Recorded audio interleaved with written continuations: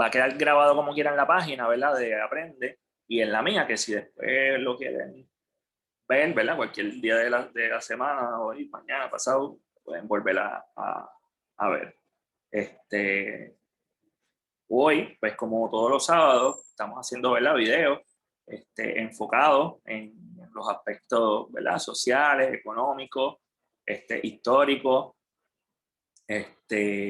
filosóficos, más bien, ¿verdad? Enfocándonos un poquito más en la cuestión política y económica, en la social, y en la cuestión, esta vez pues vamos a estar hablando de un evento histórico, pero más que, ¿verdad? Decirlo y volver otra vez a renarrarlo, me voy a resaltar ciertos aspectos de ese evento y analizarlos en torno a nuestra relación, ¿verdad? Colonial, a lo que nos ha sucedido, ¿verdad? Cuando, lo que sucede cuando nosotros, por ejemplo, nos manifestamos, y etcétera, etcétera.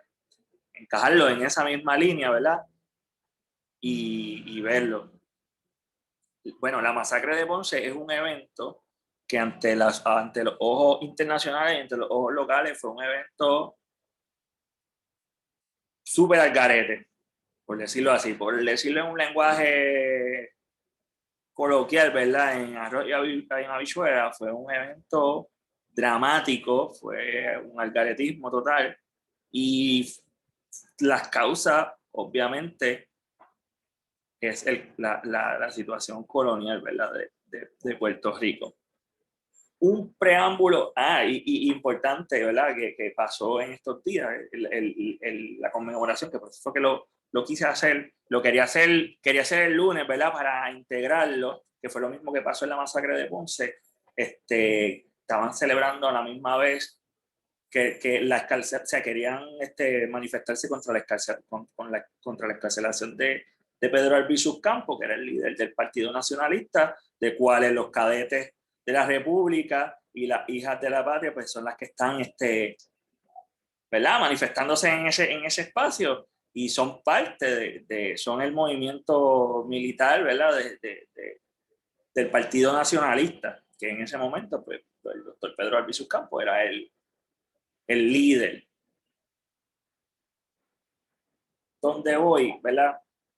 El lunes se celebraba también a la misma vez, no, a la misma vez, ¿verdad? La abolición de la esclavitud en Puerto Rico. Y nosotros igual lo seguimos celebrando. Dos eventos importantes, ¿verdad? Que hay que resaltar, porque pues en la abolición de la esclavitud podemos seguir diciendo que todavía nosotros estamos en un estado de esclavitud laboral, ¿verdad? Y eso pues podríamos hacer un análisis bastante extenso en base a lo económico. Y de hecho, ahora mismo hay todo un debate en torno al mínimo federal, ¿verdad? Del 725, de que si podemos sobrevivir con eso. La cuestión está de los hermanos mexicanos que vinieron a trabajar en la finca de tomate y todo eso que tiene que ver con la economía, que la gente misma, nosotros mismos en nuestra ignorancia repetimos como el papagayo ciertas consignas y ciertos comentarios que no tienen una validez ni siquiera estadística ni científica y estamos repitiendo como papagayo. Por ejemplo, seguimos repitiendo como el papagayo que somos vagos. Pero si somos vagos ¿por qué?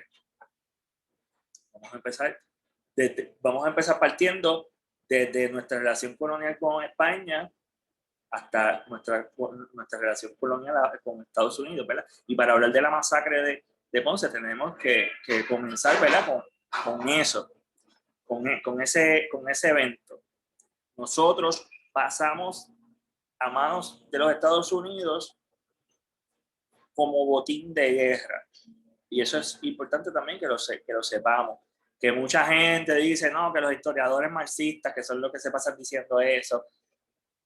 Mi gente, pero busquen otros historiadores que no sean marxistas entonces, para ver qué es lo que dicen. Si dicen que Estados Unidos vino con las manos abiertas y con flores a brindarnos, ¿verdad?, su ayuda y a sacarnos del yugo de España,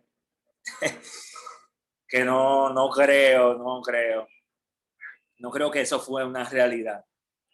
Porque es que todos los documentos apuntan, de hecho hay documentos del general Miles que estaban bien claros en cuanto a los planes que Estados Unidos tenía para con, saludos Michael, para con las islas del Caribe y con otros países, no tan solo las islas del Caribe, ¿verdad? Con los otros países de Centro y de Suramérica, que no era una cuestión simplemente salvífica y de salvar a los pobres salvajes, sino era una cuestión económica, una cuestión específicamente la cuestión de la caña, ¿verdad? De azúcar, del monocultivo y del comercio de la caña y de tener pues un punto estratégico para poder tener bases navales, bases militares, ¿verdad? Donde poder tener una base naval que no fue, nunca llegó a concretarse eso, sino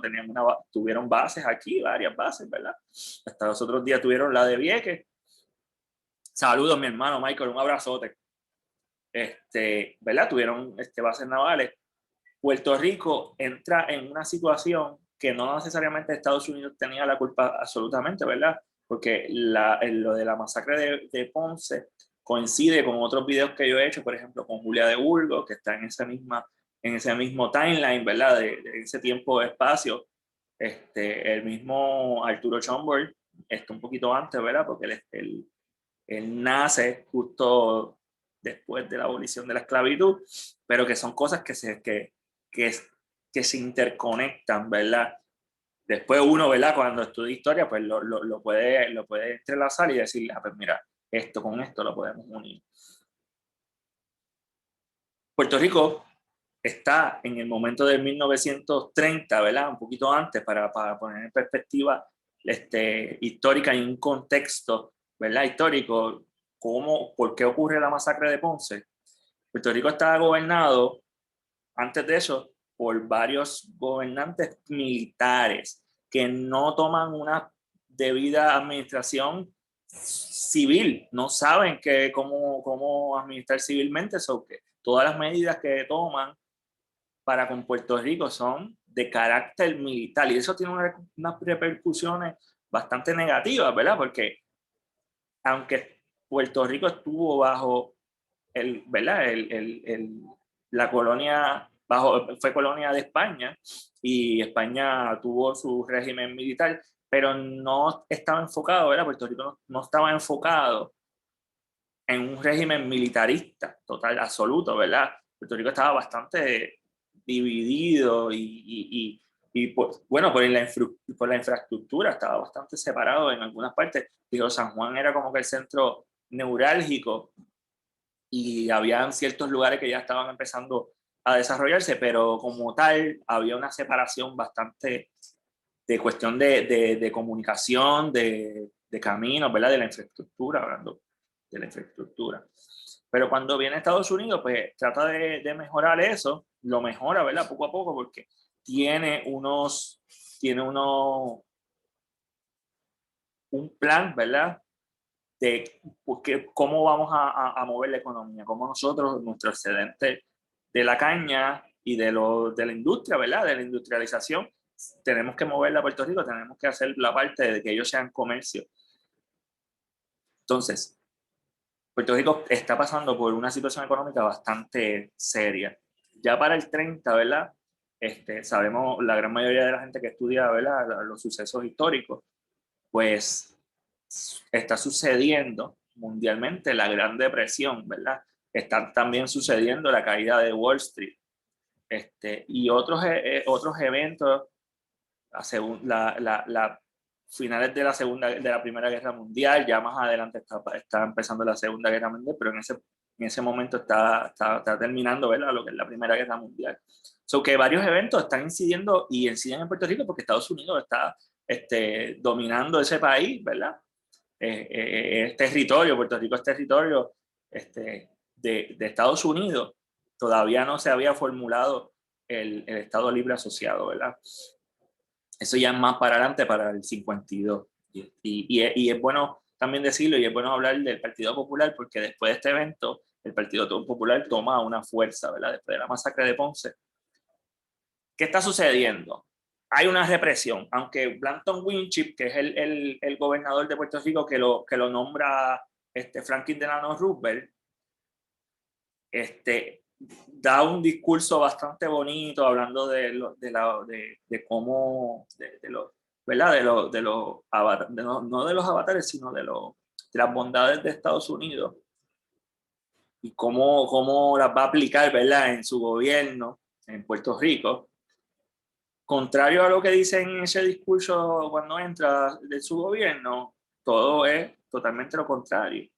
Y lo contrario porque Estados Unidos no le aguanta a ninguna manifestación que exprese claramente una contracultura en contra o sea, irse en contra del gobierno de los Estados Unidos. Y a lo que me refiero es al Partido Nacionalista.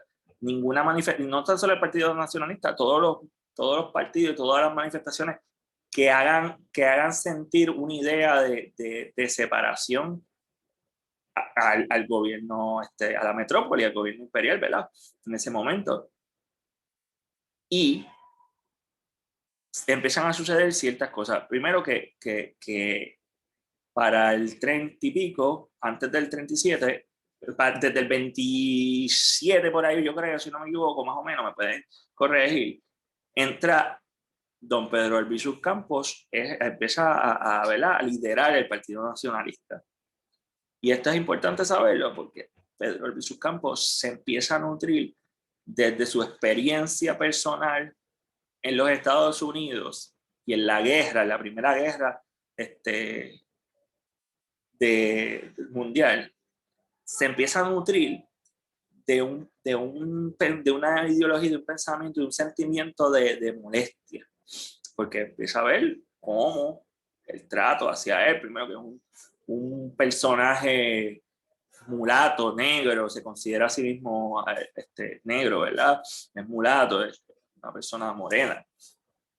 Y pasa en Estados Unidos unas situaciones, ¿verdad? Que se tiene que ir por el sur de Estados Unidos, por tierra, mientras que un montón de personas cuando iba a estudiar ya se habían ido, ¿verdad? En otro tipo de transporte y él pasó todo ese tipo de prejuicio y además de que vio cómo Estados Unidos, desde otra perspectiva, vio cómo Estados Unidos trataba a Puerto Rico y empezó ahí su visión nacionalista independentista, porque él sí creó una visión nacional fuerte, ¿verdad? Y de separación, bastante distinta, no distinta, pero sí un poco diferente a la visión de Meterio Betances y de María Eugenia de Hostos, ¿verdad?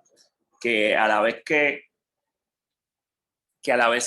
querían la independencia, entendían que tenían que aprender, ¿verdad?, las maneras de los Estados Unidos. Y Pedro Albizu Campos no fue la excepción, porque él estudió en las universidades de Estados Unidos, ¿verdad? Él estuvo en Estados Unidos mucho tiempo. Muchos de los personajes, incluyendo a Julia de Burgos, que lo mencioné en uno de los videos, igual a Arturo Chambord, que también lo mencioné en otro, estudiaron en Estados Unidos. O vivieron, por ejemplo, en Nueva York. Personajes negros, personajes que están a favor de la separación de Puerto Rico con los Estados Unidos. Es un hilo conductor que los lleva a lo mismo, ¿verdad?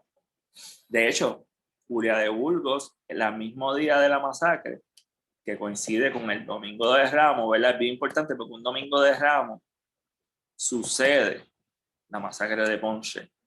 Y ni eso pudieron respetar la guardia, ¿verdad? La guardia insular en Puerto Rico. No pudieron respetar esas solemnidades y esos rituales que celebra la Iglesia Católica y masacraron a 19 personas, incluyendo a una niña, incluyendo a una mujer.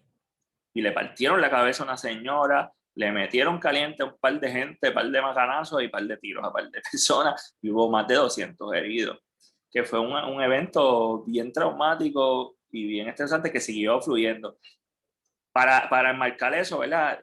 Está sucediendo con Blanton Winchell y con la policía de Puerto Rico están sucediendo ciertos eventos que están creando, ¿verdad?, ese calor entre el Partido Nacionalista y el gobierno con la metrópoli y los que están trabajando para la metrópoli directamente en Puerto Rico.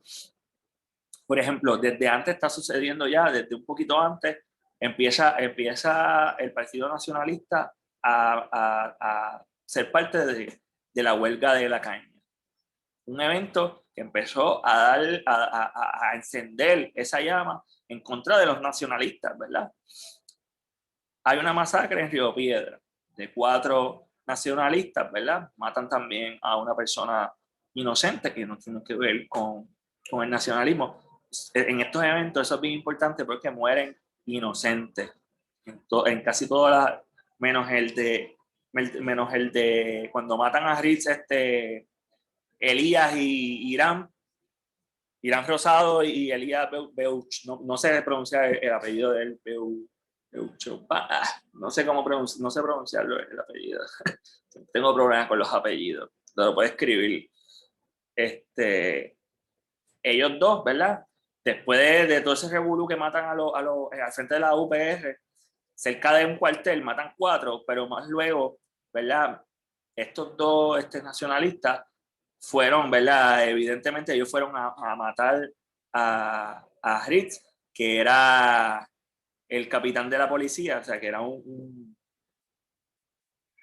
de los que estaba al mando de la policía en Puerto Rico, en San Juan, de hecho.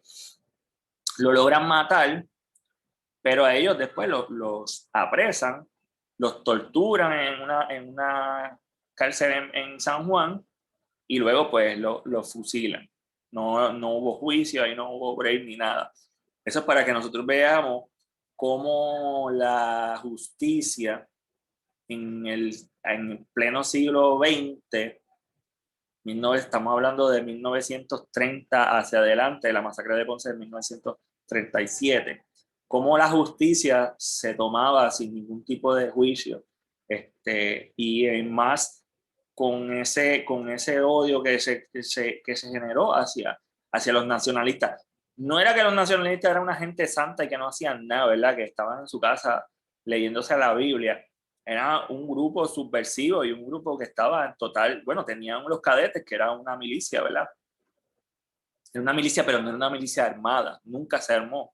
Siempre fue una manifestación simbólica, ¿verdad? De que no nos vamos a dejar meter las cabras, ¿verdad? Era simple y llanamente eso, era una manifestación simbólica de que nosotros estamos preparándonos militarmente como un ejército ante cualquier situación y ante de que si hay que tomar armas contra el gobierno, ¿verdad?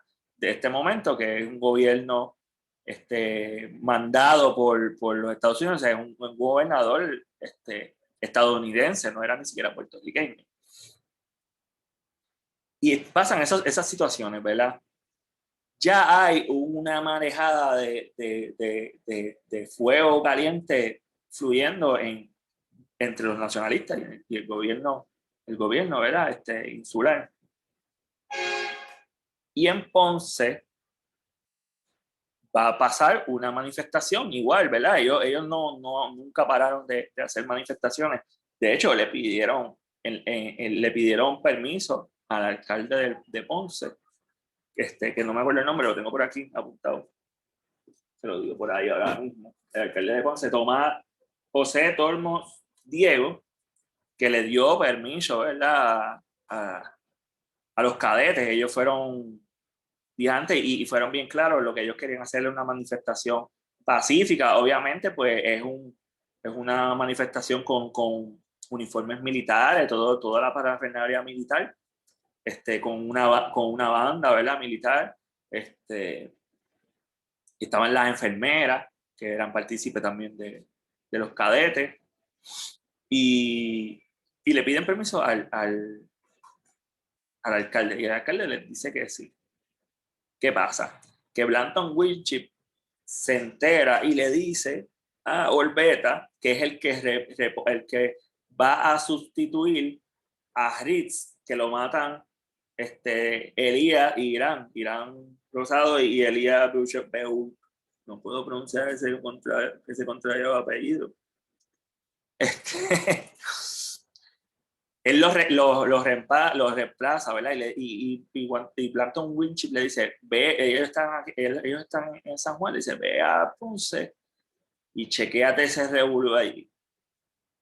Y él fue, hizo la logística, verificó el área y volvió para Viejo San Juan, y Planton Winchip le dice, prega eso, o sea, tienes que trabajar esa situación. Esa manifestación no se puede dar, porque está ¿verdad? En ese momento había había una gran población que estaba a favor de ese partido y de la idea, del ideal de la independencia, a diferencia más luego, y es importante hablar de esto también porque la independencia se retrae, mucha gente le toma precauciones o le coge un poco de miedo, porque pues está viendo que ser independentista va a traer una consecuencia de violencia. Y eso lo vemos hasta no hace poco, ¿verdad? Hasta las carpetas. Y hasta un poco más luego vemos el caso Maravilla, el Cerro Maravilla, las carpetas, y muchas represiones que han habido de muchas personas que han militado en partidos o en movimientos, en grupos, que entienden que Puerto Rico debe ser independiente. Y no podemos decir que no han habido movimientos violentos, ¿verdad? Y grupos violentos como los machereros, Oscar López mismo, pero tienen un porqué, ¿verdad? También se podría decir que esos personajes, Lolita Lebrón, tienen un porqué. Y además de la gente que le gusta decir, ¿verdad? Y mencionar que los Estados Unidos es lo más grandioso del universo. En Estados Unidos se dio una guerra para poder separarse de Inglaterra, y hubo ataques y se podría decir, actos terroristas, ¿verdad? Que hay que ser bien cuidadoso con lo que uno dice o con lo que uno agarra, pero suelta, y lo otro que uno suelta. Yo no estoy a favor absolutamente de la violencia, ¿verdad? La violencia que sucedió en ese momento tiene un contexto histórico, y no es que yo la voy a avalar absolutamente, es que hay que asumirla en ese contexto histórico, ¿verdad? Y entenderla, ¿verdad? Porque sería anacrónico decir, pero es que ellos hicieron esto y esto y esto, son unos terroristas, ¿por qué? Pero ¿por qué? ¿Qué estaba sucediendo? ¿Mataron a alguien? ¿No mataron a alguien? Y en el caso de la masacre de Ponce, los cadetes, los 80 cadetes, en un libro leí que eran 80, en un documental leí que eran 100, ¿verdad? Una persona que se dedique a estudiar esta historia, que me pueda dar, ¿verdad? Ayudar con ese dato. Pero era un grupo de personas que no estaban armados, ¿verdad? No estaban. Todo esto sucedió entre la calle Marina y la esquina Aurora. Yo he ido los invito, no sé ahora si está abierta, ¿verdad? Pero yo cuando iba mucho a Ponce, tuve un tiempo que fui al museo, que está en la misma, ¿verdad? La misma calle. Y ahí uno ve las carabinas de madera, ve la bandera con la cruz de Jerusalén blanca y el fondo negro, ve las boinas que usaban los cadetes, ve los pantalones blancos que usaban los cadetes y toda la parafernalia, ¿verdad? Que de hecho, si no me equivoco, están hasta las carpetas allí, que es un evento posterior, ¿verdad? Pero hay mucha memorabilia de ese evento. Y pues ahí los historiadores, yo que estudié historia, me gusta conocer los documentos y verlos, que no tan solo un libro me lo diga. Por ejemplo, para esto yo leí, que se los recomiendo, yo lo encuentro un poquito sensacionalista en el sentido como narra la historia para que tú veas que hubo sangre y que hubo cerebros rodando, pero te da una perspectiva, ¿verdad? Histórica de lo que sucedió. Y es este libro, Wars Against Puerto Ricans. Muy bueno porque es un estudio que se hace con una universidad de los Estados Unidos, ¿verdad? Nelson A. Denny hace un estudio con la universidad de, no recuerdo ahora mismo qué estado, pero es de Estados Unidos, y con documentos de aquí y con historia oral, ¿verdad? Porque de hecho hay un documental en YouTube que es muy bueno, que si buscan historia de esta masacre de Ponce, lo van a encontrar el primero, es muy bueno, porque tiene los videos de la historia oral de los sobrevivientes de la masacre de Ponce. Y ellos están narrando, ¿verdad?, su experiencia, desde su visión, y ellos mismos dicen, o sea, hubo una detonación a las 3 de la tarde, 3 y pico, 3:15, por ahí hubo una detonación que se dice que fueron los nacionalistas, ¿verdad? Pero los nacionalistas no estaban armados. Y de ahí empezó el fuego. Y la policía insular tenía carabina y tenía rifles semiautomáticos, los Thompson, eso, que eso tú das un gatillazo, eso ahora no se usa, ¿verdad?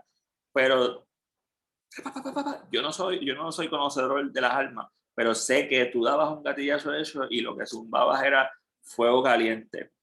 Sabiendo que habían ahí mucha gente, era un domingo de ramos, había muchas personas con los ramos, ¿verdad? Con sus ramos por ahí, había niños, había niñas, había adultos, había gente pudiente, que una de las cosas bien interesantes en la masacre de Ponce, que después que empiezan a zumbar tiros, ¿verdad? Gente pudiente crean una empatía con la situación y ellos mismos, uno de ellos le dice a uno de los policías, mira, no maten a esa persona, y lo matan. Otro le dice, mira, esa persona no es tal cosa, y logran, ¿verdad? Logra salvar, que es un hecho bastante interesante, ¿verdad? Que usualmente el nacionalismo, sí hay una clase alta, ¿verdad? Porque históricamente la clase alta es la más que se hace el clic con los movimientos nacionalistas, ¿verdad? O con los movimientos independentistas. Porque usualmente el pueblo oprimido ve la primera luz, que eso es un fenómeno que hablo mucho con José Manuel, ¿verdad? De que, por ejemplo, porque aquí en Puerto Rico el PNP, el Partido Nuevo Progresista, tiene sus huestes bien puestas, tiene un gran grupo que los apoya, de la clase baja y específicamente de los residenciales, de los arrabales, de los barrios, de los lugares económicamente más privados, más restringidos. Y siempre tienen ese apoyo, y la gran mayoría de las veces tienen un apoyo, que eso es otro fenómeno que a mí siempre se me hace muy curioso, ¿verdad? Siempre la clase alta, los hacendados que no están de acuerdo con, pues son los que están, se afianzan al independentismo, ¿verdad? Pues mientras están matando a un par de gente, mataron, como había dicho, a 19 personas. Orbeta, que es uno de los que, ¿verdad?, de los que manda la orden, él dice que no da la orden, y el capital insular, Guillermo Soldevila, se fueron. Ellos eran los que estaban ahí diciendo, bueno, vamos a hacer esto. Los pillaron por todos lados, o sea, los cadetes cuando estaban bajando por la calle no tenían break para escapar. Eso fue a tiro limpio. Los que se salvaron, porque como había dicho, había muchas personas, era un domingo de Ramos, y aún así hubo, ¿verdad?, un montón de muertes que nunca entendí. De hecho, el alcalde no quería que parara, que no se diera la manifestación, sino que tuvo que sucumbir a la presión de Orbeta, ¿verdad? Y del mismo, después del mismo Soldevilla. Murieron un par de gente, ¿verdad? Hubo muchos heridos. ¿Qué sucedió? Después de ese evento, llegaron, Orbeta y Soldevila llegaron como si nada. Y empezaron porque realmente vieron la situación, que no había, que los nacionalistas vieron que no había ninguna arma, aunque murieron 2 policías, ¿verdad? Que eso es un dato que fíjate, yo cuando vi 2 policías muertos en los archivos, en el libro, yo dije, pues, pero entonces sí, los nacionalistas tenían, los cadetes de la República tenían armas, pero fueron los mismos policías. Después estoy viendo el documental y cuando lo está hablando un abogado dice que recopiló toda la data oral, dice, fueron los mismos policías que mataron a 2 policías, no fue que un civil o un nacionalista mató a los 2 policías, ¿no? Porque a mí me pareció interesante, yo dije, alguien tenía que haber tenido que sea una pistola, ¿verdad? Un revólver. Y realmente no. Pero a donde iba, estos 2 personajes, específicamente Orbeta, ¿verdad? Empieza a modificar la escena. Y obviamente, como era una actividad que iba a traer controversia ya de por sí, porque, como había dicho, estaban manifestándose por la excarcelación de Pedro Albizu Campos y otros 7 nacionalistas, y están conmemorando la abolición de la esclavitud, ¿verdad? Por las Cortes Españolas.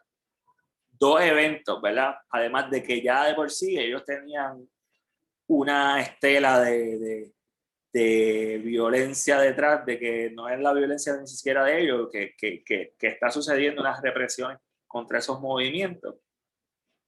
Entonces, ellos empiezan a modificar el ambiente. Mira, esto hay que decir, vamos a sacar una foto. Y los periodistas que están ahí, pues obviamente, coercionados por la fuerza, hacen las fotos y pues los que hicieron los reportajes, pues se fueron a favor, ¿verdad? De lo que querían expresar la policía insular, ¿verdad? Y sus líderes. De hecho, la prensa norteamericana luego, el New York Times, el Detroit, en la prensa hacían demostrar que todo era un problema, ¿verdad? Local, que era un problema de los nacionalistas, que era un riot, ¿verdad? Como una revuelta de los puertorriqueños, Puerto Rican Riot, Nationalist Riot, y etcétera, todo una serie de epítetos que todos iban encaminados a quererle echarle la culpa a los que no eran culpables, a la víctima. Bien interesante porque a la víctima fueron los que le estaban echando la culpa. Y no es hasta luego que sale un reportaje, el reporte, que fue un norteamericano, ¿verdad? El que se llama The Hays Commission, ¿verdad? Que empiezan a investigar, y eso lo hacen meses después, a empezar a investigar que había algo fraudulento, había algo truculento en toda esta situación. Tú sabes, las fotos, los mismos periodistas, meses después, empezaron a escribir. O sea, algo que ayudó ¿verdad? a esos grupos fue que los mismos que fueron, testigos presenciales del evento, ellos empezaron a escribir, los locales, ¿verdad? Diciendo la verdad, lo que sucedió. Mira, los nacionalistas son inocentes, ellos estaban ahí manifestándose pacíficamente. Dicen que hubo un primer tiro de ellos, pero pudo haber sido mandado por el mismo gobierno, que no estaba extraño porque eran cosas que sucedían, ¿verdad? Había una situación de represión y eso no era una mentira. Y hay autores que señalan que es un terrorismo de Estado, ¿verdad? Y que todavía nosotros vivimos ese terrorismo de Estado.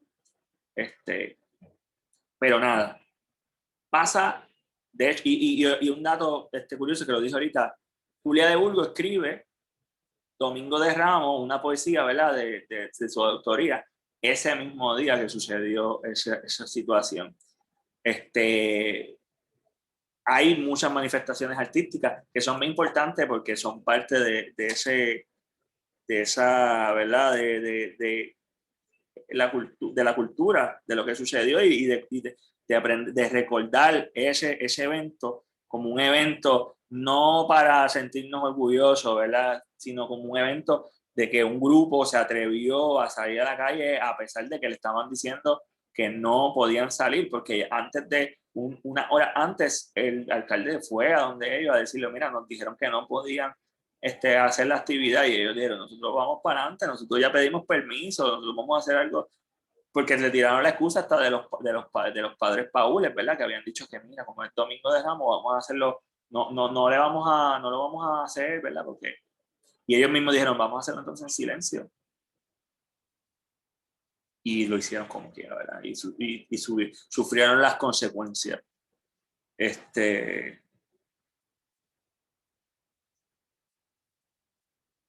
Como dije, hubieron 19 muertos, hubo mujeres muertas, hubo una niña que en el libro de Denis dice que es de 7 años, pero en el documental, las fuentes orales dicen que era de 13 años, que ya iba para la iglesia, ¿verdad? Y que la Thompson la cogió y la partió por la mitad. Este libro de Denis es bastante sensacionalista y explica cómo le están, o sea, él va narrando cómo le están entrando a tiro, cómo la sangre sale a chispetazos, que si usted quiere ver algo, ¿verdad? Si quiere ver algo así como una película de acción, pues René Marqués, hablando de las expresiones artísticas, en estos días salió una reimpresión del libro de René Marqués, Palm Sunday. Y es otro, ¿verdad? Eso es literatura, que no es histórico como de War Against All Puerto Ricans, que mucha gente dice que es literatura y que es un embuste, que es una exageración. No es que sea una exageración, no es que sea una exageración, es que lo están narrando como con los ojos de un se me olvida, de un reportero, ¿verdad? Que le da ese color un poco sensacionalista para mi gusto, ¿verdad? Y nada, con esto voy a ir terminando. Las repercusiones de esos eventos son bien importantes replanteárselo y analizarlo a la luz de hoy, ¿verdad? Y seguir hablando sobre él. No tan solo de esto, ¿verdad? De la historia. Para mí la historia es bien interesante porque nos trae a la luz ciertas cosas que pasaron y cómo ahora, ¿verdad? Nosotros estamos actuando. Y yo siempre pienso que lo que pasó antes es lo que nosotros estamos haciendo ahora, ¿verdad? Como que ese movimiento histórico, ese devenir incide en cómo nosotros nos comportamos y nos expresamos. Y nosotros vemos que todavía hoy en día hay represiones de cualquier persona que tenga un ideal y está ese miedo y esa visión de que todos los que creen en la independencia son terroristas y el socialismo y el nacionalismo. Pero hay que entender que eso tuvo un porqué histórico, ¿verdad? El nacionalismo de Pedro Albizu Campos tiene un porqué histórico, esa rebeldía, esa furia que tenía, tiene un porqué histórico, no se dio de la nada, ¿verdad? Y ese personaje era tan importante que los mismos norteamericanos enviaron a un tipo bien famoso que estuvo metido en cuanto lío en Nicaragua, en Colombia, haciéndole la logística y creando situaciones en esos países para desestabilizarlos, ¿verdad? Crear una desestabilización en esos países y Estados Unidos poder tener un control a la larga, ¿verdad? A largo plazo. Y ese mismo personaje le ofreció a don Pedro Albizu Campos ser gobernador. Bueno, primero le ofreció un puesto en el Senado y después le dice para que sea gobernador y él le dice que no y ahí entra Luis Muñoz Marín, ¿verdad? Que todos sabemos, los que conocemos la historia política, sabemos qué tipo de personaje es Luis Muñoz Marín. Y es bien importante también la masacre de Ponce, porque luego, después de eso, esos eventos le dan un empujonazo, ¿verdad? Como que catapultan al movimiento que había creado Luis Muñoz Marín primero y después que se convierte en el partido Popular Democrático, que empieza con un ideal socialista, ¿verdad? Independentista, y después se va moviendo a un ideal de centro derecha, después se va moviendo centro derecha, centro izquierda, algunos participantes, pero ayuda a que el Partido Popular Democrático se forme y tenga una parcial, como que logre ganar parcialmente, ¿verdad? Entre las filas populares, pero no es de la luego después que coja el auge como partido primordial. Saludos, bendiciones, blessed, hermana, saludos, bebé, que es la que hay, ¿estás bien?